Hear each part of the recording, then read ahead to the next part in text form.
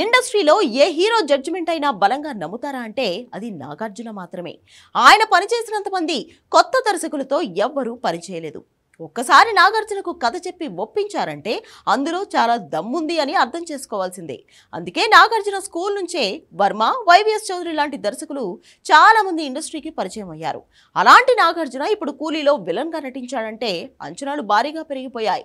నిజం చెప్పాలంటే రజనీ హీరోగా నటించడం కాదు కానీ మెయిన్ విలన్ గా నాగ్ నటించడనే కారణంతోనే ఈ చిత్రంపై అంచనాలు మరింతగా పెరిగిపోయాయి. పైగా లోకేష్ కనగరాజ్ కూడా దీని మీద మామూలు బిల్డప్ ఇవ్వలేదు. నాగార్జునకు ఒక్కసారి కాదు 8 సార్లు నెరేషన్ ఇచ్చారని చెప్పాడు లోకేష్. నాగార్జున కూడా ప్రతి ఇంటర్వ్యూలో ఇదే చెప్పాడు. పైగా రజనీ కూడా ఈ సినిమాలో తనకంటే సైమన్ పాత్ర బాగా నచ్చిందని చెప్పాడు. దాంతో రజనీ కంటే ఎక్కువగా నాగార్జున గురించే ఊహించుకున్నారు అభిమానులు. అయితే తీరా సినిమా విడుదలైన తర్వాత చూస్తే అక్కడ చెప్పిందేంటి, ఇక్కడ ఉన్నదేంటి అంటున్నారు ఫ్యాన్స్. రెగ్యులర్ విలన్ తరహాలోనే ఇది కూడా ఉంది. అందులో కొత్త ఉందని నాగార్జున ఈ పాత్ర చేయడానికి ఒప్పుకున్నాడు అనేది అర్థం కాని విషయం. నిజంగా 7 సార్లు నెరేషన్ ఇచ్చిన తర్వాతే ఈ క్యారెక్టర్ వచ్చిందా? అయితే ఫస్ట్ నెరేషన్ అప్పుడు ఎలా ఉండేదో అని భయపడుతున్నారు నాగ్ ఫ్యాన్స్.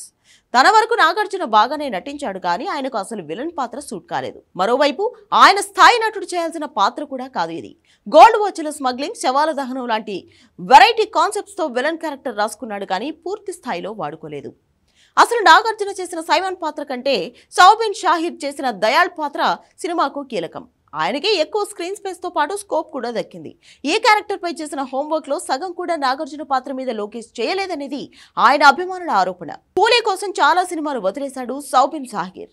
ఆయనకు ఈ సినిమా బాగానే వర్కౌట్ అయింది కానీ నాగార్జున మాత్రం దారుణంగా మోసపోయాడు. అసలు నాగార్జున 7 సార్లు కథ ఏం విన్నాడు, మొత్తం కథ విన్నాడా లేదా అనేది అర్థం కావడం లేదు.